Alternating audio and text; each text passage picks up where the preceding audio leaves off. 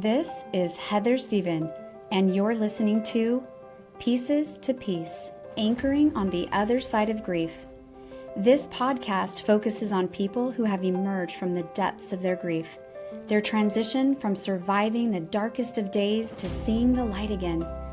Through my own experiences of grief, I have learned how healing it is to know that I'm not alone. My hope is that those seeking comfort and relief will find some here and leave feeling reassured that there is life again.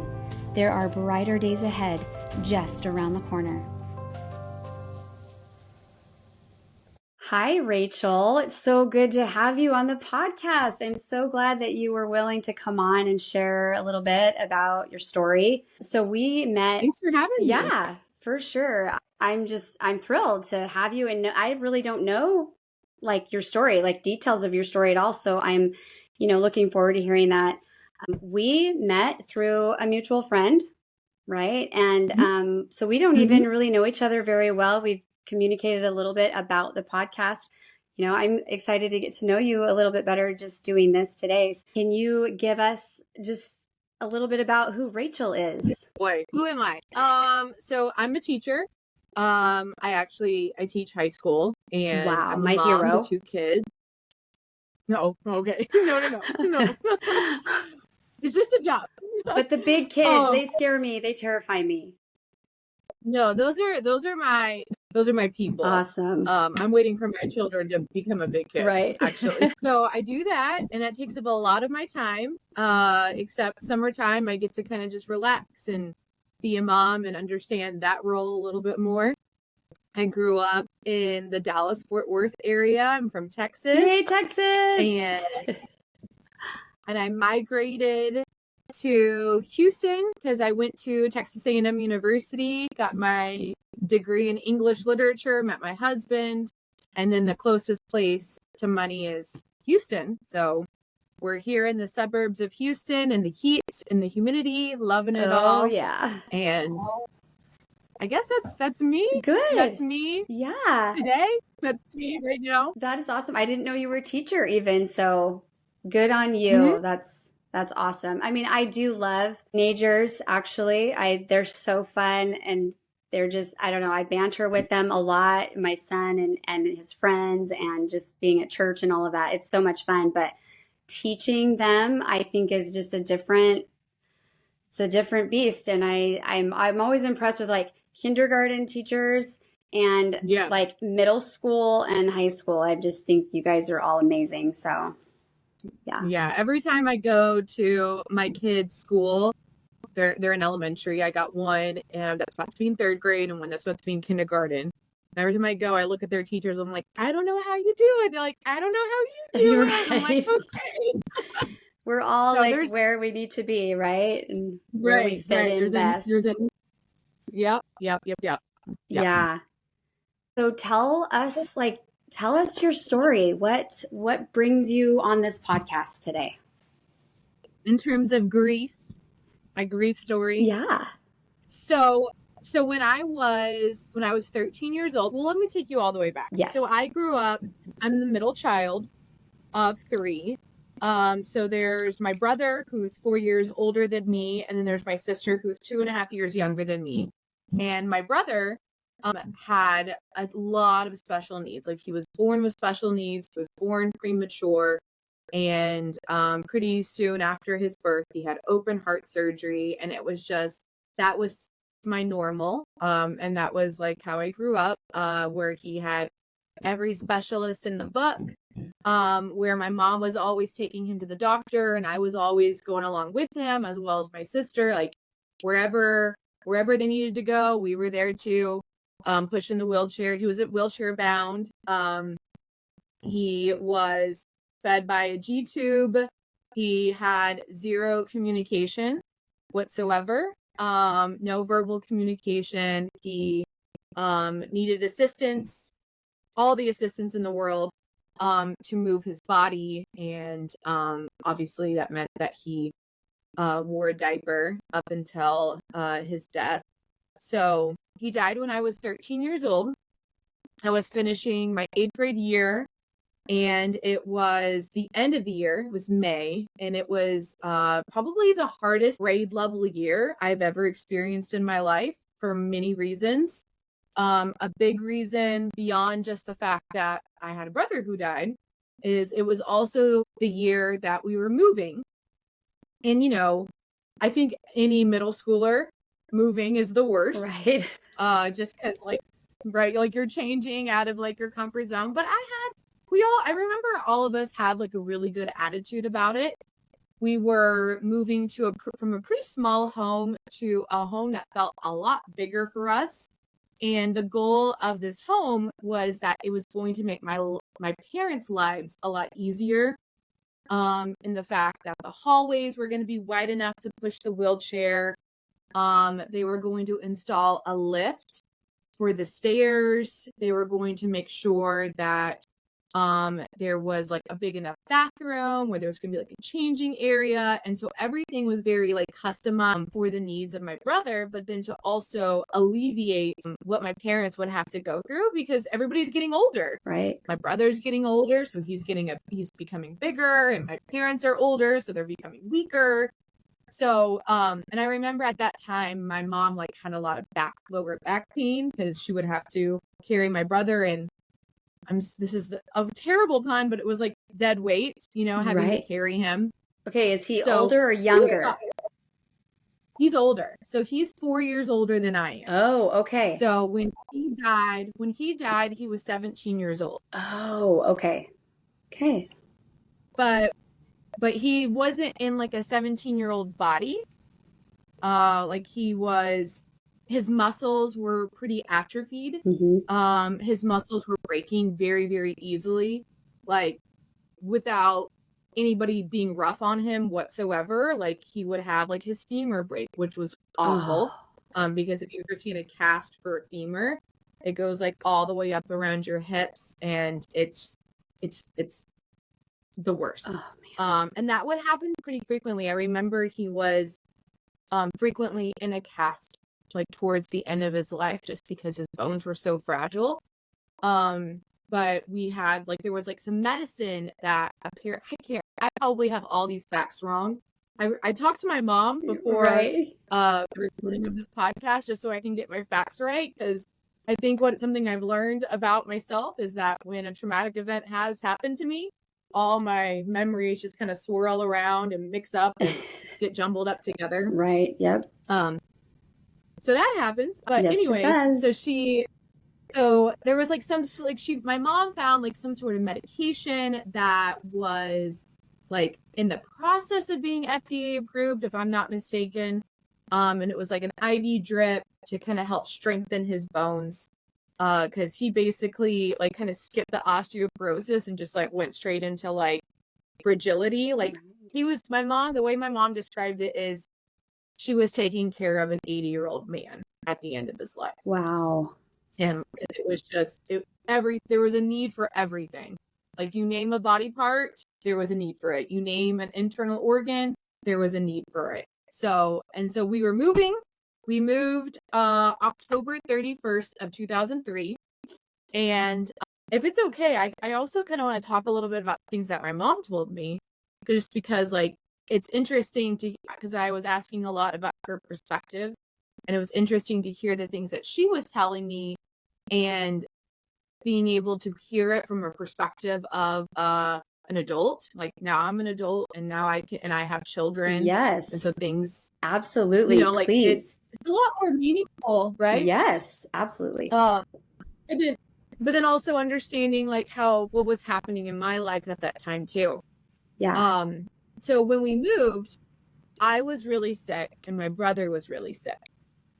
I have asthma and he has even worse asthma. And we were I just remember being really, really sick.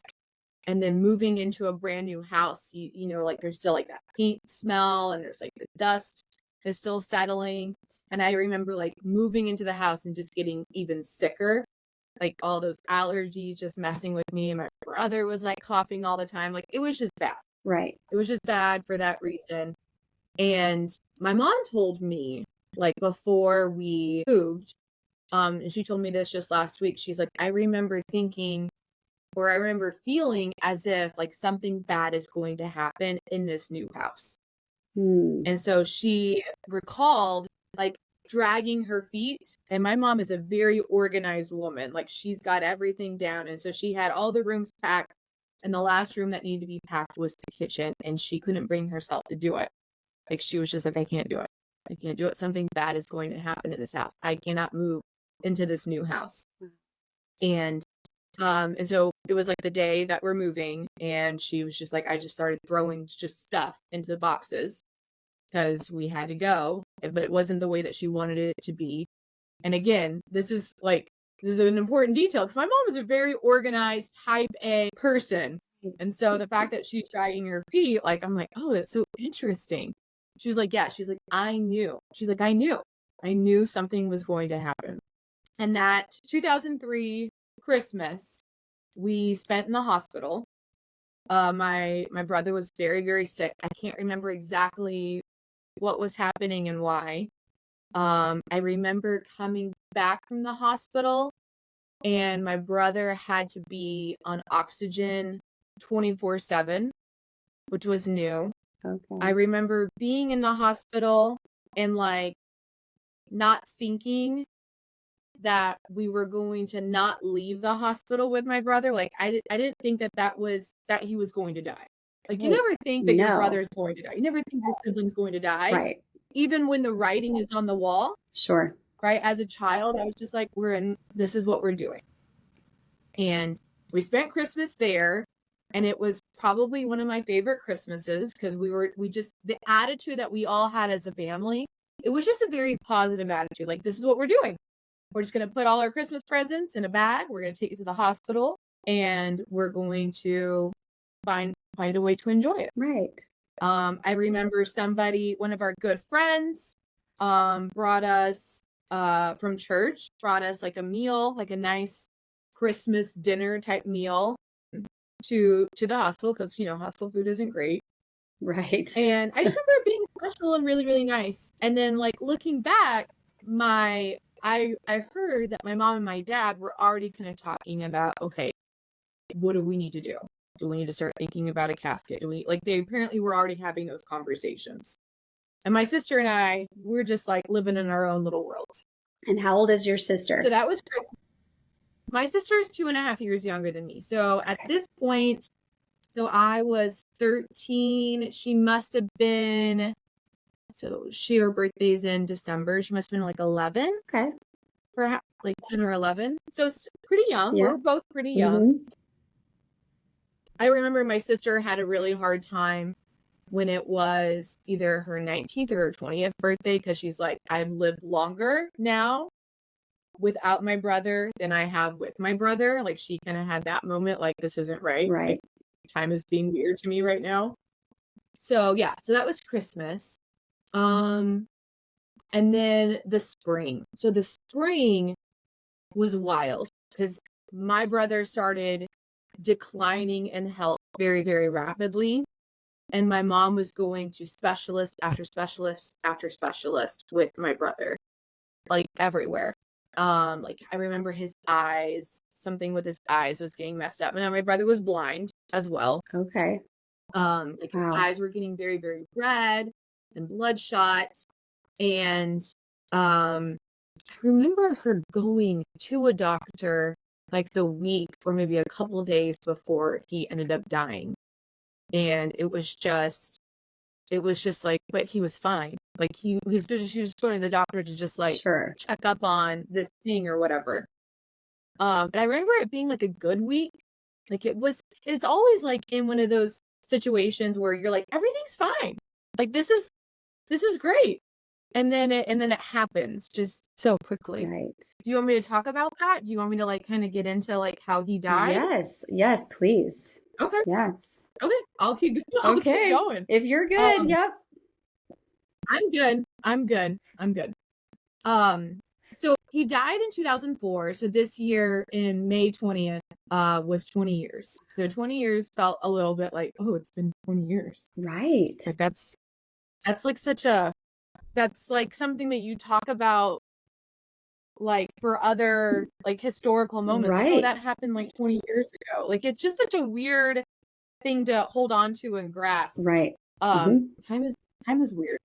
It is. I'm sure a lot of the people that you interview like talk about how weird time is because it's just It it feels doesn't make like sense. yesterday But sometimes, and then it feels like almost it was like a movie or something that you're talking about. It like, did that really happen? Is that really my life? But then it, again, it just feels like it could have been yesterday. At the same, like it can change momentarily. absolutely. Like it's yeah. That feels right to me. Like it feels like a movie that you kind of watch and then it's like, oh, but this happened to me. Like This is I'm the my movie. story, my movie. Right. Yeah. So we're in our new house and my brother would lay my mom would like sew all of these different kinds of pillows to kind of help support his arm, his neck, and whatnot. And he's laying on the leather couch. We had a mustard leather couch downstairs, and our house was very like kind of open in terms of like the upstairs. Like you could easily look down and see him. Mm-hmm. And for some reason, my mom, my dad, my sister, and I, we were all upstairs, which is unusual. Usually there's someone downstairs, like near the proximity of my brother. Mm-hmm. I was on the phone with like my best friend on the landline, and my mom and my dad were upstairs in the office trying to hook up the DSL modem. So I just aged myself to all your listeners. Right. And then my sister's like upstairs in her room. And we were all four of us were upstairs, probably maybe for a moment. Like it did not feel long whatsoever. And then all of a sudden, like I can't remember why, I can't remember what, but I am now looking over the stairs, and then my dad is running, my mom is running, and I feel as if like my dad may have jumped over the stairs, but I don't think that actually happened. But everything is just like this. Yeah. And I'm on the phone with my best friend, and I remember like hanging up and dialing 911. But my mom was like, it wasn't you, it was me. I dialed 911. I was like, I remember doing it. She's like, no, it was me. I was Wow. like, okay. And I remember like we all just kind of like flew downstairs. And I recently got CPR certified like through school. Mm-hmm. And my dad's already like down there like giving him CPR. Again, I don't know what brought us out of all of our spaces like that quickly. But we were all out of our spaces. We're all downstairs, and my dad's giving my brother CPR. And I remember like coaching my dad on like what to do. Yeah. Like, the counts and all of that, which, it's not something a 13-year-old usually does. Right. And so my mom's on the phone. And at this time, my mom, like, I think is trying to like do the mom thing of like, she was like telling my sister and I, she's like, go outside and wave down the paramedics when they come when they come here, so they know like you're at the right place. And I'm sure they knew how to get to our house, right? They know how to do it. I think she was just trying to remove us from the situation. Right. Yep. Because she's still being a mom. Yep. And so we're out there, and I just remember my sister and I like were holding each other. We're holding each other, and I'm like saying something comforting to her, like it's gonna be fine. But at this point, like waterworks are happening for both of us. Because it's a lot. And the paramedics come in pretty quickly, and my mom knows every single medication and how much my brother takes by heart, and it's just spitting all these things out to the paramedics to make sure that whatever they're going to do for him isn't going to cancel whatever out over here. Like she's just like she's here, she's laser focused, Right. Not seeing any emotion come from her eyes. Like she's not crying, like she's just here.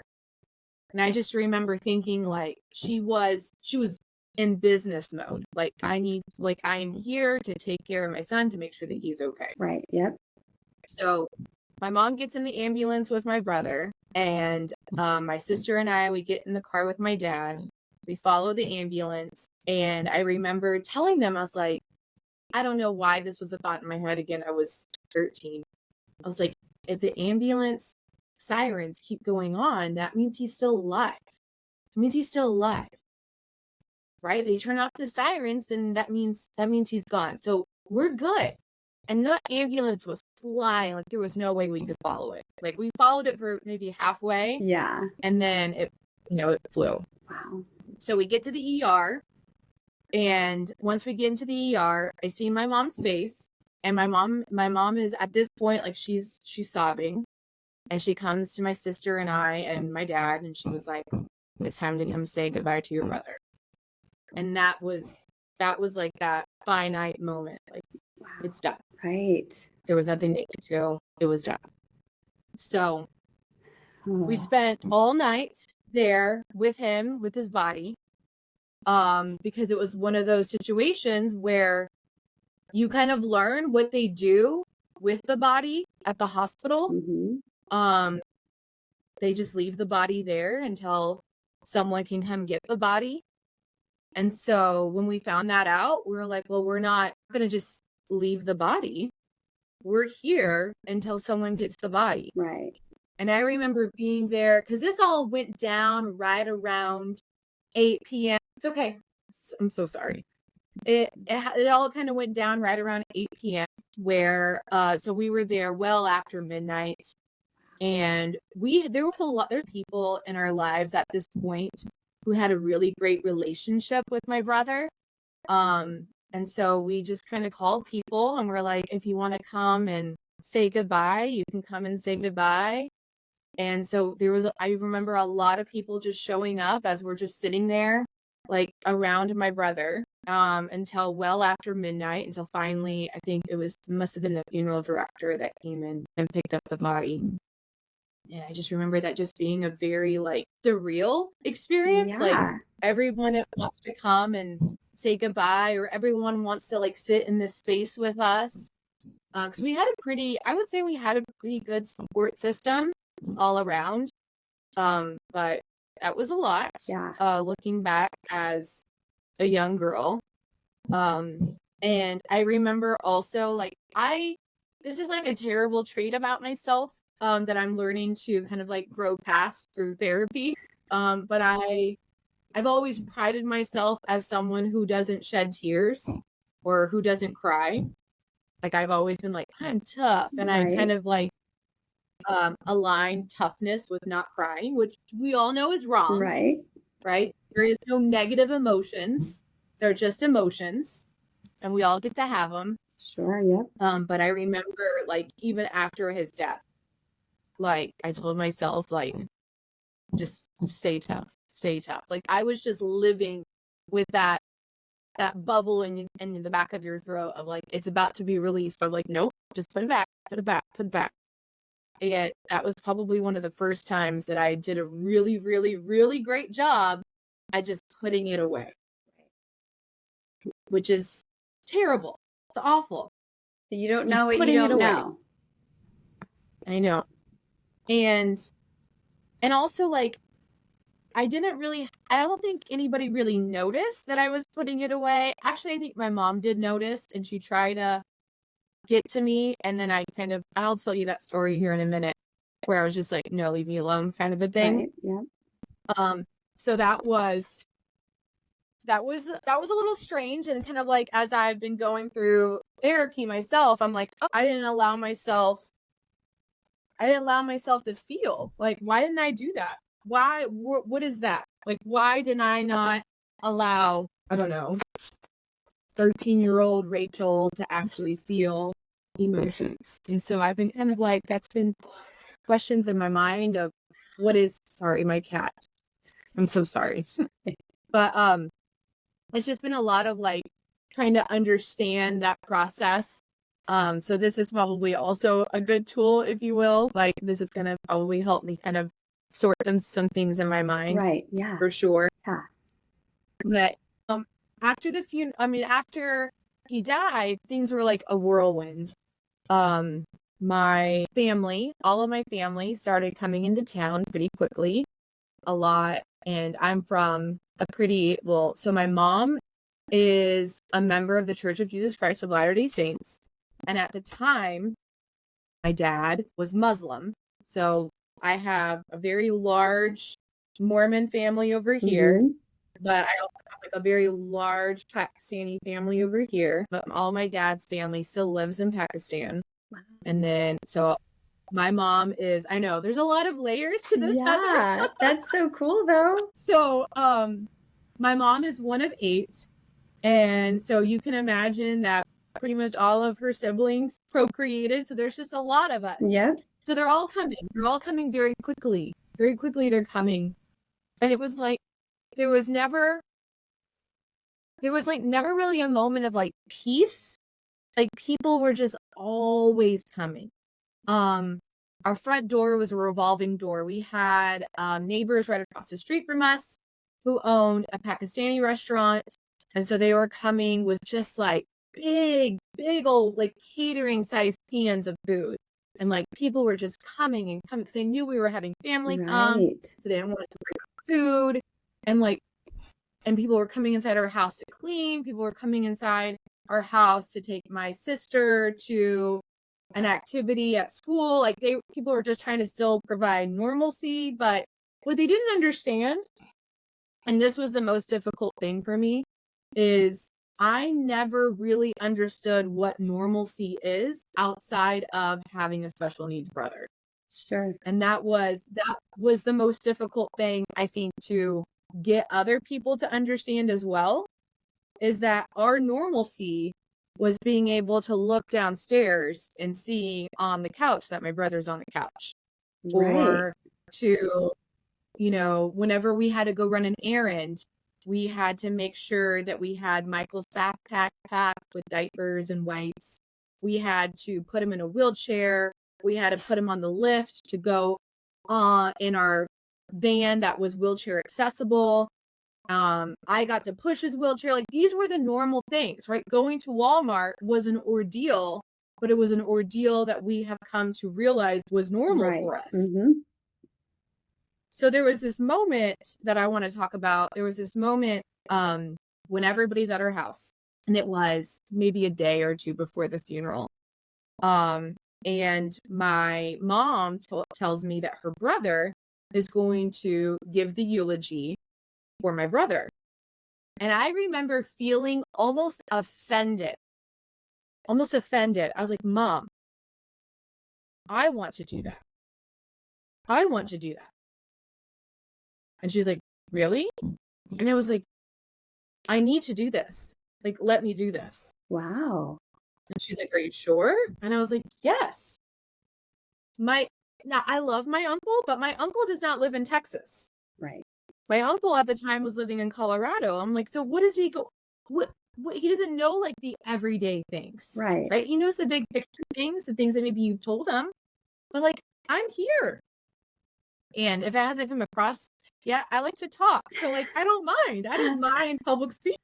You were 13 though. I can't believe this. I'm a weirdo. Okay? Wow. No, it's like, it's so amazing. And wow, I'm impressed. Thank you. So, and she was like, well, do you want your uncle to help you with the eulogy? And I was like, no. Like, I just was like, no. Like, I almost felt like, I'm like, I can do this. Like, I can do this. So I'm writing the eulogy and I still have it. It's somewhere, but you can barely see it anymore because, as a 13-year-old, you're writing with a pencil on notebook paper. Right. Like that was my eulogy. Yep. Anyways. So I don't know what the timeline is exactly. It may have been the same day, may have been the next day, but I remember it was still before the funeral where everyone is at the house. And I remember like looking downstairs and like people are sitting on this mustard leather couch. And it bothered me, like shook me to my core. And for some reason, all my emotions decided to come out sideways at that moment. And so I go into my bathroom that is upstairs and I lock the door and I like just sit in the bathtub, fully clothed, no water. And I just like allowed myself to feel. I just cried and I cried and I cried. And I don't know how long I was up there. It felt like a really, really long time until I don't know who realized I was missing. Now, the nice thing about all these new houses, when you lock the door, they come with like little keys that kind of hang out outside the door. So my mom just like lets herself in, and she remembers, because I was talking to her about it, because I was like, did that happen? Because I remember that happening. And she's like, oh yes, that happened. I was like, okay. I don't want to make sure I got that memory right, because a lot of my memories are not right.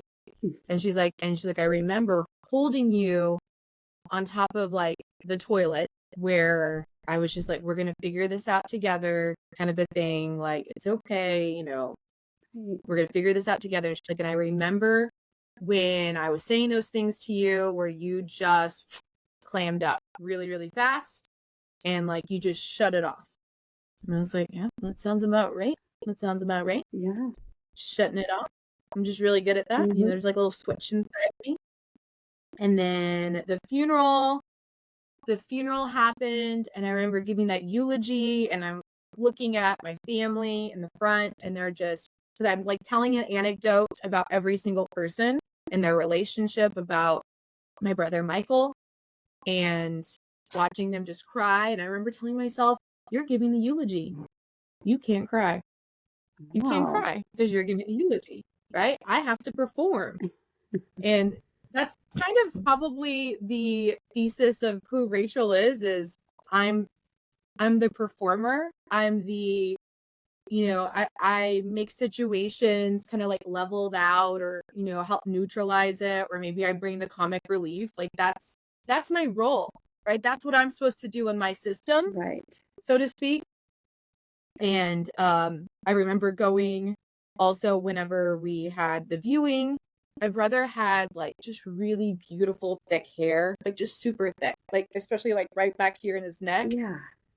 And whenever I would push his wheelchair, I would always like push his wheelchair, and I kind of have like my fingers in his hair, just kind of like playing with his hair. So I was like, I need to do that one last time. So found him in his casket, just kind of played with his hair a little bit. My mom told me, because one of her big things is she wanted him in a white suit, white tie, white shirt, white jacket, white pants.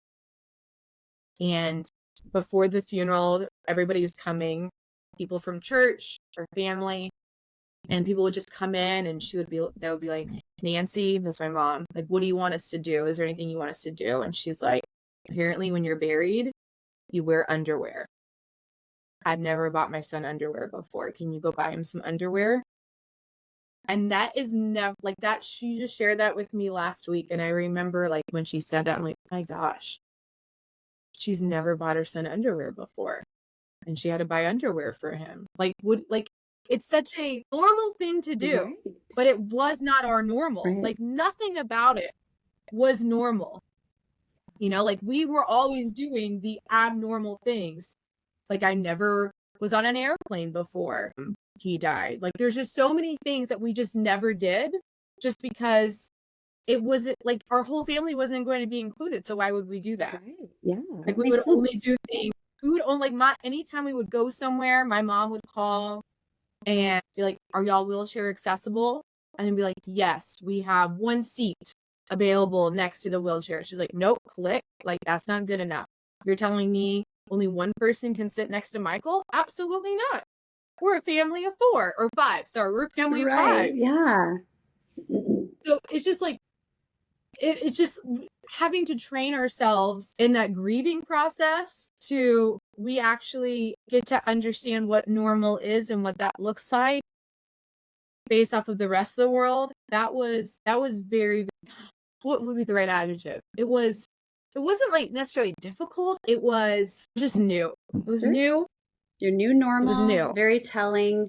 Just, I'm sure it was definitely something that you guys had to adapt to, for sure. Yeah. Yeah.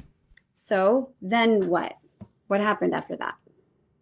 Anything like, did the funeral go well, and then just life kind of went on for everybody else? And how do you feel like you and your family did afterwards? So the funeral went well. We've had both a funeral in the LDS church and we had a funeral at the mosque, and the funeral at the LDS church went really, really well. Only men were allowed into the funeral at the mosque, so we didn't go inside. but they do like they pray over the body. And then, yeah, the funeral at church went really well. I remember we had luncheon afterwards, and then everyone kinds of, everybody just kind of dissipates and they just go about their lives because their lives aren't super affected. Right. I remember the day after the funeral, everybody's gone, and my mom's like, girls, we're going to play bookie. We don't have to go back to school yet. Let's take the day. We ended up purchasing or adopting a cat that day, and we named the cat Angel. And I guess it was supposed to, kind of help fill somewhat of a void. So we were able to kind of focus in on our excitement there. And then I went back to school. And the day that my brother died, I was getting bullied pretty bad at school, which was different for me because before I've always been a little bit weird, a little bit dorky, a little bit quirky. And the move kind of exposed all of that before everyone has known me for quite some time, and so it was I guess endearing and lovable. Right. And now I'm in a new school and they're just you're just weird. So I was getting bullied pretty bad the day that I left, but I always was vocal and had a pretty big voice. And so when I came back, a lot of the kids were kind of felt that their bullying worked because I was gone for so long. And they're like, where have you been? And I was like, my brother died. And they're like, and then they all kind of just left me alone because what do you do with that? Right? Right. What do you do with that? Yeah. When you are an 8th grader Yeah. who's being a little jerk. So, and then we went on, we started doing things I remember pretty quickly. My mom found a family in need who could use our handicap accessible van because we had a wheelchair lift, which is pretty expensive. Yes, they are. And yes. whenever we would purchase a van to fit his wheelchair, it was it's a big van, not a cute little minivan, it's huge. Then we would have to take it back into a shop with the mechanic, and we would have to get the floor lowered just so he would be able to fit nicely. So my mom really wanted to find a family in need who would be able to appreciate that van. So I remember things were moving very, very quickly. Yeah. To finding people who could use his stuff. That's awesome. But it wasn't until just recently, just a few months ago, actually, that his wheelchair got donated because his wheelchair was also custom because you can get a wheelchair where it molds to your body so you don't get sores on your body. Mm-hmm. And it had his name on it, and we're from the Dallas-Fort Worth area, so everything that he had was Dallas Cowboys. Okay. So I had a Dallas Cowboys star. So we finally parted with that pretty recently, and that was I think kind of the most difficult thing to part with, just because it was such a quintessential Michael thing to see him in. Yeah. And so, and I started high school pretty quickly after that, and things just we just went about our business. I think I'm not exactly sure, I probably should research this, but within the Muslim religion, they count the days after someone passes, and I guess there's something that you do in particular. So my dad is doing a count on the calendar, and I remember not liking to see that. Right. Why do we need to know? Yeah. Why do we need to know? Right. Because I didn't like it. Makes sense. That Father's what? Right? Yeah, right? That makes sense. Father's Day, right. So that Father's Day was June. We decided to get my dad a gold chain bracelet that had my brother's name engraved on it. And one of the songs that my dad really would always, and I know it's a love song, but he would always apply this song to Michael and what he was for my dad. You Are the Wind Beneath My Wings by Barbara Streisand. Yes. And so we had that engraved inside of his bracelet. We gave that to him for Father's Day. And isn't that the Bette Midler song, or did Barbara Streisand? Oh, that's right. Yeah, why did I say Barbara Streisand? Bette Midler. Close enough. The other lady. Yes. Yes. Okay. Sorry, Bette Midler. Love that song, though. I love that song. Yeah. It is good. Yep. And my dad was very it wrecked him. wrecked him quite a bit, especially receiving that gift. He still wears it to this day. Oh, So everyone, and my job, like, and this is just me, like, looking back at my adolescence, my role was just to kind of like manage things, like keep things cool, keep things all right. right. And so I remember, seeing my mom. My mom is now like, she's just more emotional. She just like allows herself to feel more. My dad would be bawling a lot more. I don't remember my sister crying a lot, but my sister is a lot more like, she's a lot more willing to show her emotions than I am. And I never did. I never did. Wow. Like, it didn't really happen. I remember though, my 9th grade year, when it was the 1-year anniversary of his death, I had a best friend at the time who knew about my brother. And for some reason, she knew about the time that he died. Because I found myself sitting on the couch and I'm watching the clock at the 1-year death anniversary, watching the clock and being like, it's coming. Right. As it's getting closer to 8 o'clock, because everything kind of went down at 8 o'clock. I just remember thinking, like, it's almost here. And then she just lets herself into the house. I guess my dad was outside doing yard work and she lives in our neighborhood. And she just comes inside and she says, Rachel, put your shoes on. We're going for a walk. Let's go. And I'm like, what? Like, I planned on sitting here and soaking by myself. Right. And she's like, get up. Let's go. Get up. Let's go. I was like, okay. And so she just took me out and we just like, I don't remember what we did, but I just remember not being able to do the thing that I wanted to do, Right. but also like having gratitude for the fact that my friend realizes that I'm just going to wallow in self-pity. Right. And then she's like, let's go. How And perceptive like, I remember, of her, though.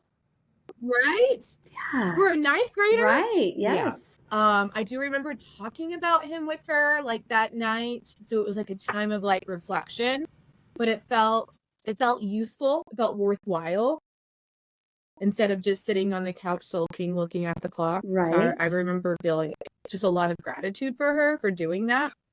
Yeah. Which is pretty cool. That's incredible. But, yeah. But a lot of my healing is happening right now, I think. This many years later. Yes. But I think it's also because I'm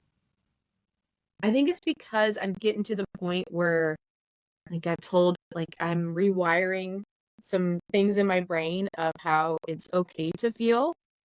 It's okay to like sit in emotions. And I have a husband who feels deeply all the time. And sometimes they're they're coming out of his eyeballs for all kinds of things. I love it too. It's so attractive. I think it's great. It is. Yeah. I think it's great. And I have,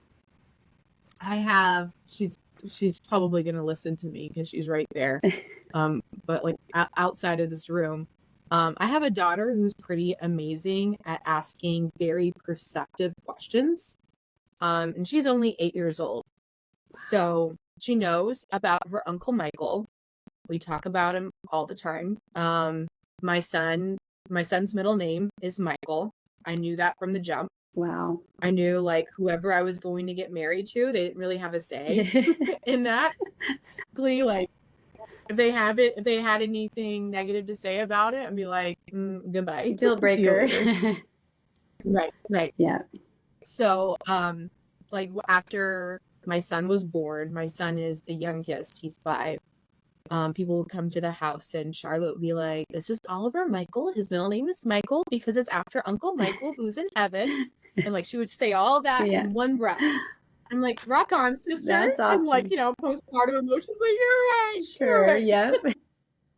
And so she asks like such really great questions where it puts me in a position as a mom where I want to teach her the things about him, but also teach her like it's okay to have these emotions still to this day. because it's always going to be sad. It's always going to like hurt in some way, but we can still talk about it. Right. She's asked me a question that nobody has ever asked me before pretty recently. Yeah. She's asked me, what is your favorite thing about your brother? Or what was your favorite thing about your brother? No one's asked me that question before. And so I would answer, but it would allow me to go there. Yeah. You know what I mean? I bet like, you really appreciated that question though. I really did. But I understand now why she asked that question, because sometimes, my husband and I will ask her that question about her brother. Because, she's got a little brother, so he annoys her. Right. But we can also see that she loves him. So we're like, so what's your favorite thing about him? Right. So she'll be like, oh, he's so cute when he does this, blah, blah, blah. Right. So I know, she's just echoing that because, in her mind, that's what you do. Yeah. It's a normal thing to have that conversation. But nobody else has done that, Right. And so when I was telling my husband about that, he's like, wow, I've never even asked you that question. I was like, I know. I know. I love that. My goodness. So a lot of the healing has been happening now through the way that I want to teach my children, but through also I want them to see me as someone who is still growing as a human. I'm not done. Right? There's not a finish line here. I'm not done. I'm still trying to understand some things about myself. And that's lovely. That's part of the human experience, I think. Right. No, not I think. I know that's part of the human experience. Right. Exactly. And so being able to have those conversations has really, really helped a lot in my healing process, if you will. Right. Well, and we're socialized to behave in certain ways, from our parents, from their parents, and then we pass those things on or not, if we're aware of them, to our children. So if you were tough and didn't cry and didn't show emotion, that can almost make grief taboo for kids if they don't ever see, thankfully they've probably seen their dad get emotional about things. So they've at least seen it or seen that, crying is okay. I mean, I was raised not to cry myself. So I didn't want anyone to see me cry ever because that would be weak for me. And, and I don't know if I pass that on to my kids. Well, I don't think I did to my daughters because they cry a lot. But, Yeah. I don't see my sons cry really ever, but it's just interesting how thankfully you're aware of that and you're, working on your healing now and just those certain things that you can pass on to your kids that will be positive for them. I love that. Yeah. And let me be clear, I don't think there was any moments in terms of my parents being like, hey, Rachel, you don't want to be weak, right? You want to be tough. That was never the rhetoric in my home, ever. I think it sounded like it came from you. It sounded like you did that. I did. Yeah. I totally did. I think what I've realized is I put myself in a box based off of where I think other people are, right? I perceive where other people are supposed to be. My sister was always known as the sensitive one. I don't like that category. I don't think that's an accurate category for anyone. I don't think anybody deserves to be in a box, but I think I perceived her as she's the sensitive one. So I have to be the antithesis of that because there can't be two of us. Right. There was always just this weird thing between my sister and I that people either projected onto us or perceived us as there was a pretty one and there was a smart one. I was like, why can't we be both? We're both. Right. Yeah. Or not. I don't know, whatever. Yeah. And so because she was a sensitive one, I was like, I have to be the tough one. Right. I can't not be the tough one. Yep. Who's gonna hold everybody together? At 13, Heather. Right. I'm still blown away by that. That's weird. You have an old spirit in you. Yeah, I guess. Old and wise and just I am amazed. I don't even really have words. I think that's I think that's incredible. And so did you talk to your mom about that at all? Like, does she, I mean, I can't imagine where your mom would have been, and if she even had the capacity to recognize that, all of that about what was going on with you. And did she recognize some of that, how you just took over kind of and tried to be the strong one and hold everything together and, and keep it together during, after everything, when she kind of allowed herself to fall apart a little bit and feel the emotions? Like, did you guys talk about that the other day at all? Not really. I wouldn't be surprised if she saw, but no, we didn't really get into that. But I wouldn't be surprised if she has that same assessment. Yeah. Like So it's kind of like my defining trait. Like that's just Rachel being Rachel kind of a thing. It's like what I do. yeah, yeah. You were just born like that. You just, that's just how you came along. I love that. Perhaps. So, You love that. Now I'm trying to like unravel it. which is good too, but I mean, it doesn't seem like it was a terrible, horrible weakness. I think we all cope in with what we know. I mean, like I said before, we don't know what we don't know, and we get through these difficult times just with what we know, who we are, how we are. I mean, it's not until we look back and say, oh, maybe I could have done it differently, or this or that. But how is that going to help? It can just help us to move forward in whatever way Right. we feel like will be best, especially now that you have kids. And I don't know. I just think that you've got that kind of figured out, and that's great. I love that you said, like, we're not done here. I haven't reached the finish line, and that's true because a lot of people, I think, kind of have that unspoken like belief or view that, like, I'm good. This is just how I am, so I'm good. And I think it's always good for us to be progressing and growing. I mean, this is all growing pains. The grief and these events that happen that create grief, it's growing pains. And we can either grow from it though, or we can, I don't know, we can turn into mushroom, like nothing. Shrink and be nothing. And I've seen both. Yeah. I've definitely seen both. I'm sure you have too, where people have grown and become something and better and learned from these things, and where people are stuck in that time and can't climb out of it. So good on you. Well, in itself, like grief is difficult to climb out of. Like there's no manual, right? And then also we're all very, very different people who have different experiences and who understand the world in different ways, and who have different things they can lean on, right? Like depending maybe if you're religious or not, or depending on how you grew up. Like there's just no one way to deal with it. Like in watching my dad deal with it, watching my mom deal with it, I don't have a strong pulse on how my sister dealt with it, but I do know like she's pretty incapable of being able to even attend any type of funeral service because it just takes her right back. Right. So it's difficult. And I think you kind of have to just be reflective and introspective of where do you want to go from here? What do you want to do with this? Because like I was talking about with my mom, and I think I was talking about with you a little bit earlier as well, about how the grief didn't begin when he died, right? The grief as an adult, like I look back, especially looking at the relationship that my daughter has with her brother, I have some envy. Like I've figured out what that emotion is. Like I have some envy there.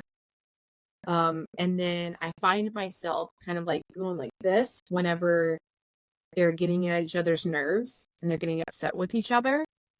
Like I almost kind of want to say the thing that you shouldn't say, like you should be lucky you have a brother that's with you that you can pick on. Right. But that's a very unfair comment to make to my children. Right. Period. Right. So it's like an inside thought that I just said out loud to you and to whoever's listening. Mm-hmm. But it's I human. can also recognize It's a human Right. tendency to instinctively Yes. think like that. Yes. Yes. And then, you know, the good part of being a human is you can think about the things that you're saying and be like, no, that's not the right thing to say. Becca? That's for you to think and not, you know, Right. that's not going to do any good for them. Because looking back, like I wish, like this sounds so weird, but I really wish I had a brother who beat me up. I really wish I had a brother who picked on me, who Right. got on my nerves. Yeah. Like that is not something that's ever happened to me. And it just feels like that's a quintessential part of like having that sort of relationship is you just, you know, Right. you can have someone that razzes on you a little bit. Yes. And so a lot of that grief that I have is looking back and being like, I did not have the typical normal relationship. But then that's also coupled with that complex feeling of so much appreciation. Like I have so much appreciation for having a brother who had special needs and who passed away. Like there's so much appreciation for that because I look at people who are different than me and I don't think of them differently than me. I think of them as also a person, as also another child of God, as also someone like like growing up. I remember being in primary at church and we're learning the "I Will Walk with You" song. Mm-hmm. And before we started singing it, before we started learning it, we have like a little bit of an object lesson where the primary president, much to my surprise, I had no idea, showed a picture of my brother. And a picture of my brother didn't come to church because it would be a whole ordeal, right? Right. Like Right. that wouldn't make any sense. Mm-hmm. So showed a picture of my brother and she was like, does anybody know who this is? And I remember my sister being so excited, like, that's Michael.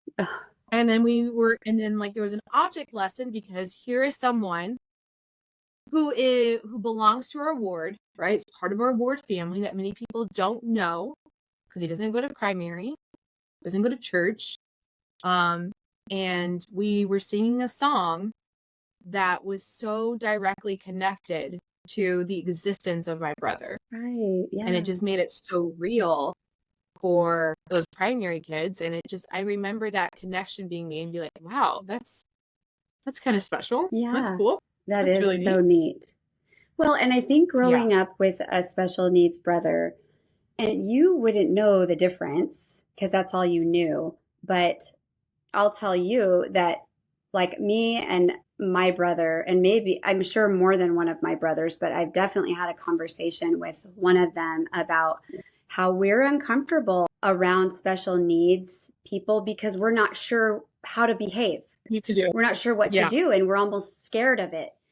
And my niece was not born special needs, but she became special needs at around 9 weeks. And a lot of the things you're saying about your brother, very, very similar.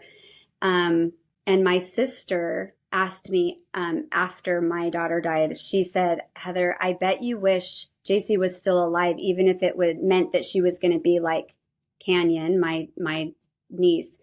But we both had very different perspectives. And I did not think that. I didn't think I would be happier with JC alive, even if it meant that she would be like Canyon, because Canyon, just like your brother, was always going to the doctor. She was always like, I mean, they had to do a lot of like life support on her multiple times, but she was, blind herself. I don't she could hear, but not the greatest. It like couldn't communicate. She could walk, but like really hunched over. And there was just a lot of things. And I just thought, and wore a diaper, had a bottle, feeding tube for most of her. I think she still has a feeding tube. She's like 19 or 20 now, or 19. She's older, but how she has survived, they said she would never even survive adolescence.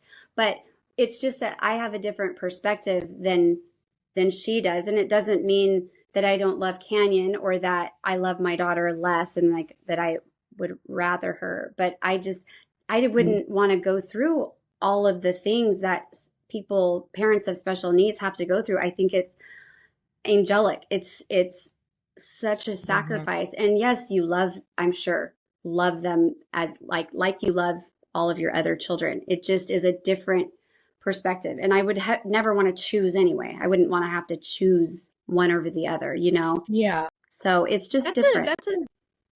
that's an interesting thought experiment. It almost feels unfair, because like none of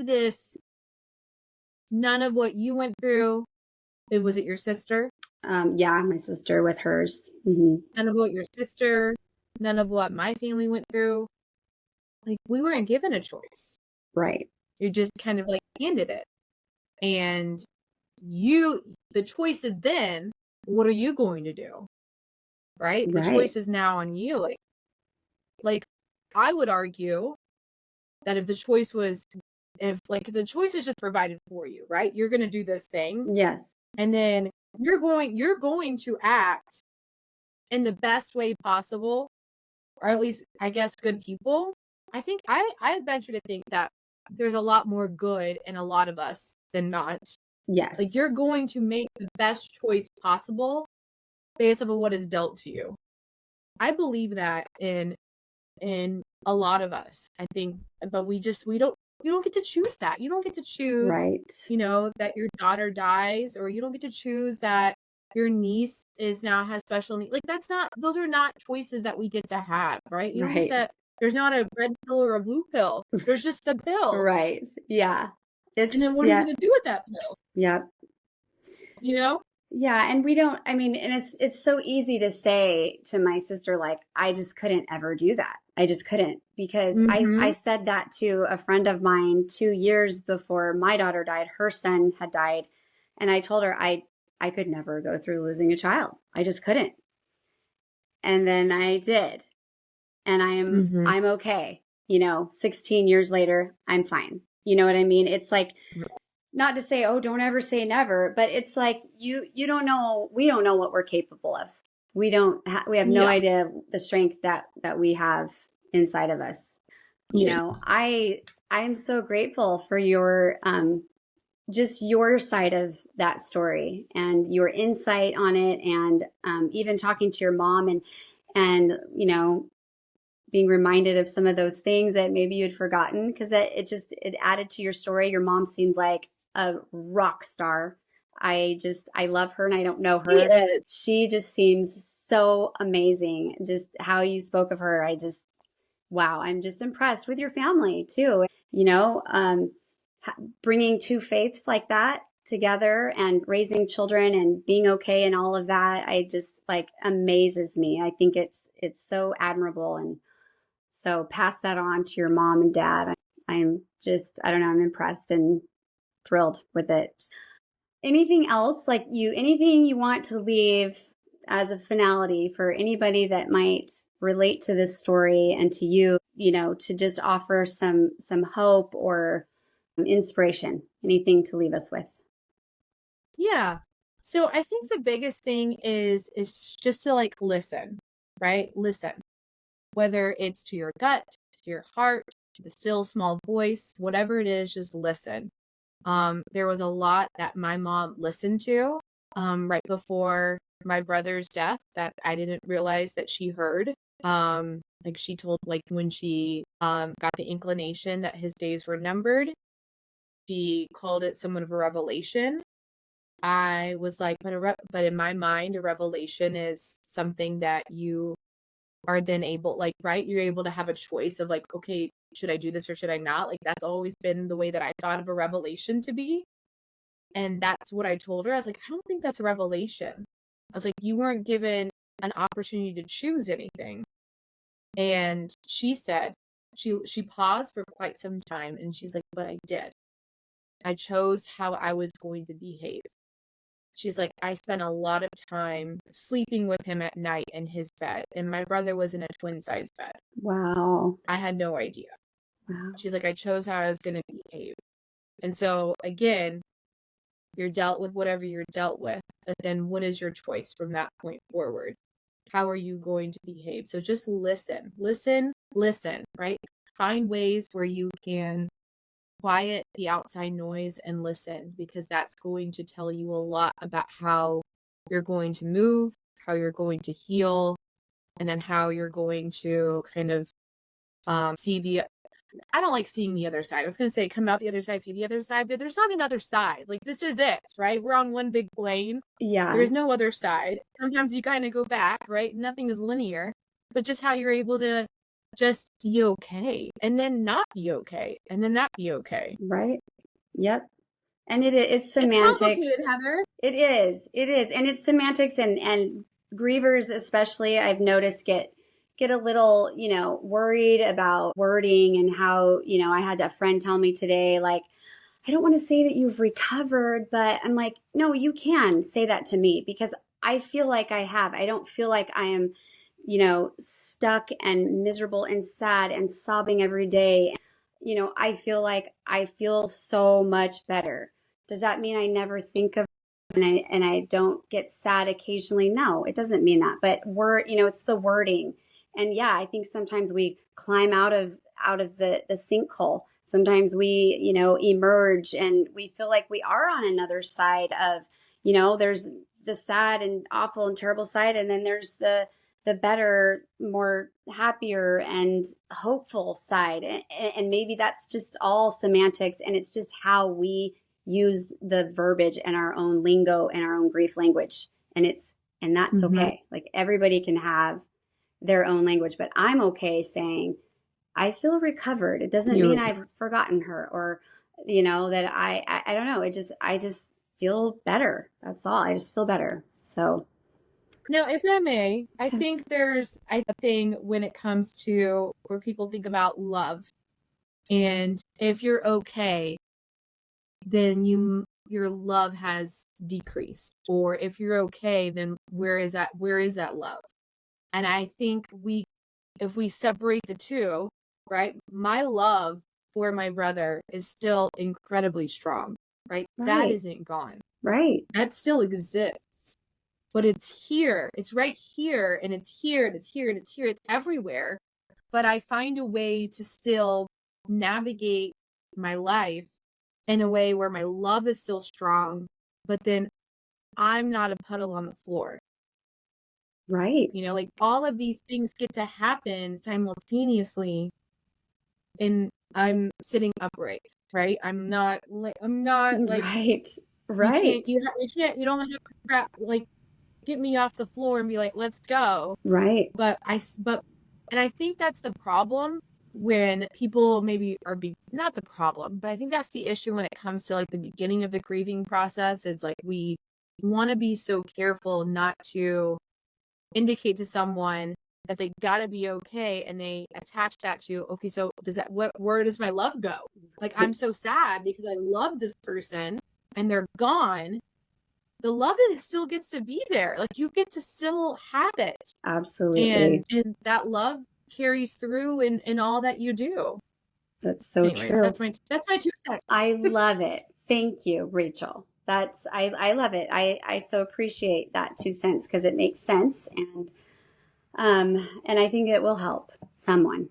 That's what the hope is, right? So, well, Thank you so much for being on the podcast. It was so fun to just hear you tell the story, and you're adorable, and your enthusiasm just about life and happiness, and I'm excited for this to come out and for people to hear your view on it. So thank you so much for being here, and thank you for the opportunity. Yeah, and I hope we can keep in touch. Okay, awesome. I'm excited for you. Good luck on your podcast. Thank you. Hey listeners, thank you for tuning in today. I hope you felt encouraged and gained some insight.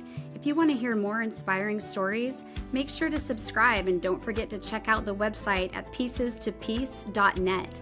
If you or someone you know has a story you'd like to share, send an email to heatherstephen@pieces2peace.net. Until next time, keep moving forward.